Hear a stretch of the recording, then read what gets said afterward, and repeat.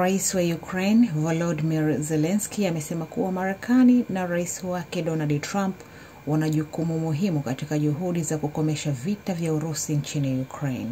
Hii ni baada ya mazungumzo na rais wa Uturuki Recep Tayyip Erdogan mjini Ankara. Akitaja ushawishi wa Trump, Zelensky alisema tangu mwanzoni mwa mwaka huu Ukraine imeunga mkono kila hatua muhimu na uongozi wa Trump, kila pendekezo la dhati na la haki la kumaliza vita. Na ni Trump pekee na Marekani waliona nguvu ya kutosha kukomesha vita hivyo.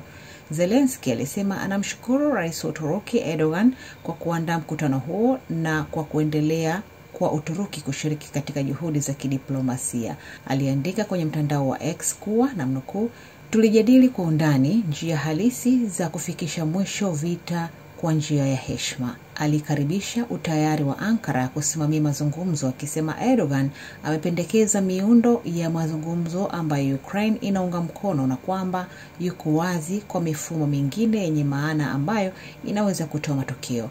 Anasema bila shaka walizungumza hasa kuhusu hali ya kidiplomasia. Michakato mingi sasa imeanzishwa. Wanajaribu kuhakikisha kuwa shughuli zote zinaelekezwa kwenye amani kwa njia ya heshima na usalama wa uhakika.